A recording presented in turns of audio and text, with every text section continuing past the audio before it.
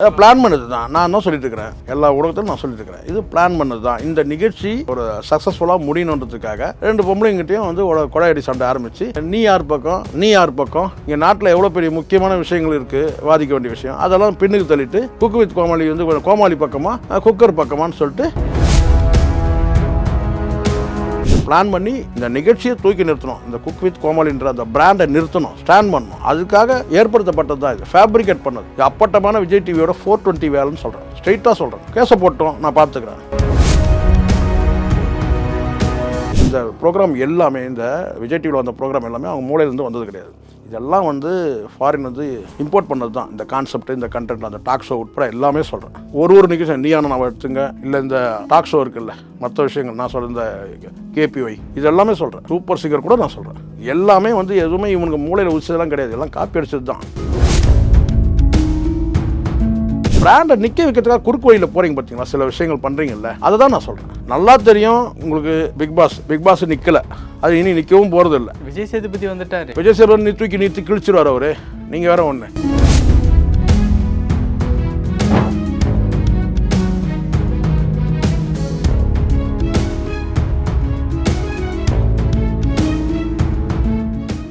அன்பு நேயர்களுக்கு வணக்கம். இன்று நம்மளுடைய நிகழ்ச்சிக்கு பத்திரிகையாளர் திரு ஷேகுபாரா அவர்கள் இணைஞ்சிருக்காங்க. சார் வணக்கம் சார். வணக்கம் சார். எப்படி இருக்கீங்க? நல்லா இருக்கும் தமிழ் சார். இப்போ குக் வித் கோமாளியினுடைய கிராண்ட் ஃபினாலே வரைக்கும் வந்தாச்சு. ரைட்டு. கடந்த ஒரு வாரமாக என்ன போயிட்டு இருக்கு அப்படிங்கிறத நீங்களும் பார்த்துருப்பீங்க, நிறைய பேசியிருப்பீங்க. ஸோ இந்த கிராண்ட் ஃபினாலே ஒரு சக்ஸஸான ஒரு லெவலில் முடிஞ்சிருக்கு அப்படின்னு எடுத்துக்கலாமா? சக்ஸஸ் ஆகணுன்ற அந்த திட்டமிட்டாங்க இல்லையா, அந்த திட்டமிட்டது வந்து சரியாக நடந்துருச்சு. இல்லைனா இந்த நிகழ்ச்சியை வந்து பெரிய அளவில் பேசும் பொருளாக இருந்திருக்காது.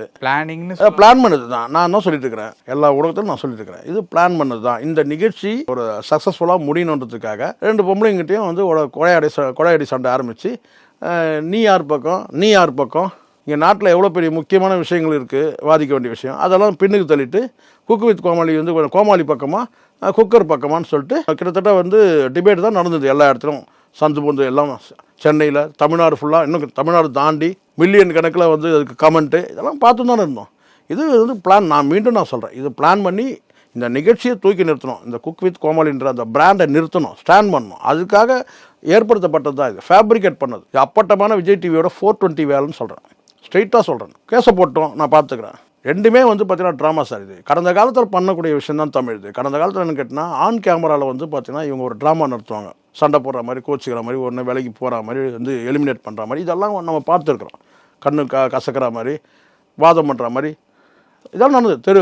கொடையடி சண்டையெல்லாம் பார்த்துருக்கோம். இதெல்லாம் நம்ம வந்து கடந்த ஆனால் இப்போனா கேமராக்கு வெளியில் வந்துடுச்சு. இப்போ கேமராக்கு வெளியில் வந்து பார்த்தீங்கன்னா ஒரு விவாத பொருளாக்கிட்டாங்க. கிட்டத்தட்ட ஒரு 20-30 யூடியூப்பில் வந்து பார்த்தீங்கன்னா பேசும் பொருளாச்சு. எல்லாமே ஒரு 20 பேர் பேசினா போதாதா? அதுக்கப்புறம் எல்லா சேனலும் வந்து பார்த்தீங்கன்னா வந்து இதையே தான் ஊட்டிகிட்டு இருந்தாங்க. ஒரு வாரமாக ஓடிட்டு இருந்து. அதுக்கு காரணம் என்ன? இந்த நிகழ்ச்சி வந்து வெற்றிகரமாக முடியணும், அவங்க பிளான் பண்ணபடி முடிஞ்சிருச்சு. ஆமாம், அதுதான். இதில் வந்து பார்த்தீங்கன்னா பல விவாதங்கள் நடந்துச்சு. 2 பேரில் வந்து யார் வந்து பத்தினி அப்படின்றது அந்த விவாதம் நடந்துச்சு. அப்புறம் அவங்க வந்து பீகார், இவங்க தமிழ், அந்த விவாதம் நடந்துச்சு. எந்த விவாதமாவது பார்த்தீங்கன்னா ரிசல்ட் ஏதாவது கிடச்சிதான்னு கேட்டிங்கன்னா கிடைக்கல. பிரியங்காவுக்கு ரிசல்ட் கிடச்சிருச்சு. என்ன கிடச்சிச்சு? அவார்டு எண்ட் ஆஃப் த டே. நான் இன்னும் கிடச்சிச்சுன்னு நான் வேறு ஏதோ கிடச்சிச்சுன்ற மாதிரி நினச்சேன். நான் புரியுதா சொல்ல, வின்னர் அவார்டு வரைக்கும் வின்னர்னு கிடச்சிருக்கலாம் சார். எவ்வளோ வந்து அந்த பொண்ணை வந்து பேசுனாங்க, நான் பார்த்தேன். நான் யாரும் பொதுவாக நான் சொல்ல, இதே பிரியங்கா மேலே எவ்வளோ ஆபாச அர்ச்சனைகள் நம்ம பார்த்தோம். இது என்ன பெரிய அவார்டு? இது குப்பை மாதிரி, குப்பைக்கு சமம் இந்த அவார்டு. எவ்வளோ வார்த்தைகள் வந்து அசிங்கமான ஆபாசன வார்த்தைகளாக அந்த பொண்ணை வந்து அர்ச்சனை பண்ணாங்க. இதையும் நான் சொல்கிறேன், மணிமேகலே சொல்கிறேன். இதுக்கு ஒரு குரூப்பு, அவங்களுக்கு ஒரு குரூப்பு, திட்டத்துக்கு ஒரு குரூப்பு, பாராட்டுக்கு குரூப்பு. இதெல்லாம் இந்த பொழப்பெல்லாம் கேவலமான பொழப்பம் இல்லை. நான் கேட்குறேன், இந்த மீடியாக்கள்லாம் இந்த ப்ரோக்ராம் எல்லாமே, இந்த விஜய் டிவியில் வந்த ப்ரோக்ராம் எல்லாமே அவங்க மூலையிலேருந்து வந்தது கிடையாது. இதெல்லாம் வந்து ஃபாரின் வந்து இம்போர்ட் பண்ணது தான். இந்த கான்செப்ட், இந்த கண்டென்ட், அந்த டாக் ஷோ உட்பட எல்லாமே சொல்கிறேன். ஒரு நிகழ்ச்சி நீயான நான் எடுத்துங்க, இல்லை இந்த டாக் ஷோ இருக்குல்ல, மற்ற விஷயங்கள் நான் சொல்கிறேன், இந்த KPY இது எல்லாமே சொல்கிறேன். சூப்பர் சிங்கர் கூட நான் சொல்கிறேன். எல்லாமே வந்து எதுவுமே இவனுக்கு மூளையில் உச்சதெல்லாம் கிடையாது, எல்லாம் காப்பி அடிச்சது தான். காப்பி அடிச்சது வந்து இன்னொருத்தன் காப்பி அடிக்கிறான், அது வேறு விஷயம். சரிங்களா? நான் சொல்ல வரதுன்னு கேட்டால், இதெல்லாம் நீங்கள் பண்ணுறதெல்லாம் ஓகே. இதெல்லாம் இந்த நிகழ்ச்சி நடத்துகிறீங்க, இந்த நிகழ்ச்சியில் நீங்கள் பார்ட்டிசிபெண்ட்டாக கொண்டு வந்து அவங்களோட திறமையை காட்ட வைக்கிறீங்க, அவங்க திறமையில் முன்னேறி போகிறாங்க, இதெல்லாம் ஓகே. இதெல்லாம் நான் எதுவும் குறைய சொல்லலை. அது இந்த பிராண்டை நிற்க வைக்கிறதுக்காக குறுக்கு வழியில் போகிறீங்க பார்த்தீங்களா, சில விஷயங்கள் பண்ணுறீங்கல்ல, அதை தான் நான் சொல்கிறேன். நல்லா தெரியும் உங்களுக்கு பிக் பாஸ் நிற்கலை, அது இனி நிற்கவும் போகிறது இல்லை. விஜய் சேதுபதி வந்துட்டார், விஜய் சேதுபதி தூக்கி கிழிச்சிருவார் அவரு. நீங்கள் வேற ஒன்று, நீங்கள் பாருங்கள். இதெல்லாம் வந்து இப்போ நடத்தும் போது தான் தெரியும்.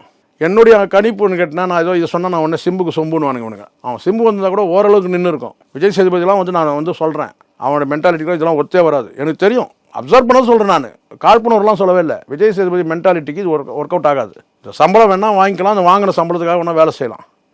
அவனே போயிடுவான். நீங்கள் ஒன்றா பாருங்கள் நடக்குது. நான் அன்றைக்கி சொல்லுங்கள், என்னை கூப்பிடுங்க மறுபடியும்.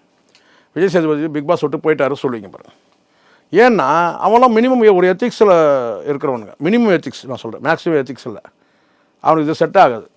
அப்போது சிம்புக்கு வந்து எத்திக்ஸே இல்லையா நீங்கள் நினைக்காதீங்க. அது வேறு ரூட்டை வந்து புரியுங்க சொல்கிறது. அது வேறு. விஜய் சேதுபதி வேறு, சிம்பு வேறு. சிம்பு சமாளிப்பான். என்ன நீங்கள் எத்திக்ஸ் அவனுக்கு இதே மினிமம் எத்திக்ஸ் அவங்ககிட்டயே எத்திக்ஸ் இருக்கலாம். ஆனால் அவன் சமாளிக்க ஒரு அந்த டேலண்ட் உண்டு. ஒவ்வொருத்தரும் டேலண்ட் இல்லை. அந்த டேலண்ட் அடிப்படையில் சொல்கிறேன். அவன் வந்து பார்த்தீங்கன்னா யாரை எப்படி பேசி ஓவர்டேக் பண்ணி யாரை நசுக்கி வைக்கணும் ஒரே வார்த்தை தான். அந்த புறம் அந்த காலி பண்ண பார்த்தீங்களா நீங்கள்? இருட்டு அறையில் முரட்டு கொடுத்து பார்த்தீங்கள்ல? ஏன் நீங்கள் பண்ணது இல்லைன்னு கேட்டான். அவ்வளோதான், முடிஞ்சிச்சு. அந்த புறம் அதனுடைய லைஃப் அந்த கரியரில் அது வந்து மறக்க முடியாத ஒரு காட்சி. இது ஒரே வார்த்தையில் முடிச்சிட்டானா? எவ்வளோ பேசுகிறானுங்க வலைபேசின்னு வச்சுட்டு மணிக்கணக்காக பேசிட்டு இருக்கிறானுங்க, எல்லாரையும் பேசுங்க. ஒரே வார்த்தையில் முடிச்சிட்டான். இருட்டு அறையில் முரட்டு கொடுத்து ஏன் நீங்கள் பண்ணது இல்லையான்னு கேட்டான். முடிஞ்சிச்சுல்ல. இதுக்கு அதுக்கு ஆபாச வார்த்தை இருக்குன்னு அதெல்லாம் வேறு. ஆனால் முடிச்சிட்டானே.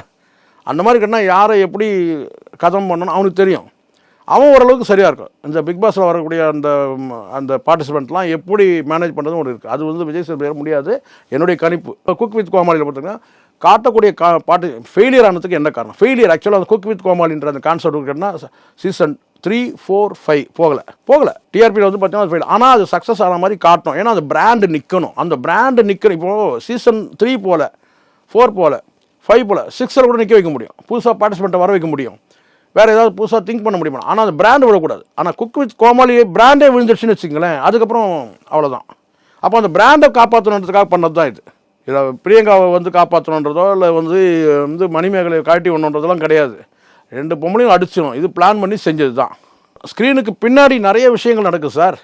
இந்த ப்ரோக்ராமுக்கு பின்னாடி அது நீங்கள் வந்து பார்த்தீங்கன்னா அதில் யாராவது பார்ட்டிசிபெண்ட் இருந்தாங்கன்னா கேளுங்க. இந்த ப்ரோக்ராம் ப்ரொடியூசருக்கு யாராவது இருந்தாங்கன்னா கேளுங்க. உங்களுக்கு பார்வையாளர் பார்க்குறதுக்கு தெரியும். ஆனால் அந்த ப்ரோக்ராம் ப்ரொடியூசர்கிட்ட வந்து நீங்கள் வந்து பேசும்போது பல விஷயங்கள் தெரியும். என்னெல்லாம் நடக்குது, ஒரு சேனலை தூக்கி நிறுத்ததுக்கு என்னெல்லாம் பண்ணுறானுங்க, அதெல்லாம் தெரிய வரும். நமக்கு இப்போ தான் தெரியுது திருப்பதி லட்டுலேயே மாட்டுக்கொழுப்பு கலந்துருக்குன்ட்டு. இதுக்கு முன்னாடி சொன்னால் நீங்கள் நம்புவீங்களா? திருப்பதி லட்டு வாங்கினேன் சார், அதில் ஏதோ மாட்டு கொழுப்பு ஸ்மெல்லு வருது சார் சொன்னால் என்ன சொல்லுவீங்க? அவ்வளோதான், பெரிய கலவரமாகிட்டு இருக்கும். நம்மளும் காலி பண்ணிருப்பானுங்க.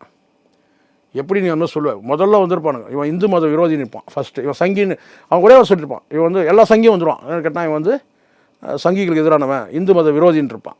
இல்லைங்க லைட்டாக ஸ்மெல் வந்ததுங்க அப்படி சார். இப்போ என்ன ஆச்சு? அப்படி தான் எல்லாமே. இந்த சர்ச்சையை உருவாகிறதுக்கு முன்னாடி நம்ம சொன்னோம்னா ஒரு ஆன் ஸ்க்ரீனுக்கு பின்னாடி இவ்வளோ விஷயங்கள் நடக்குதுன்னு நம்ப மாட்டான்.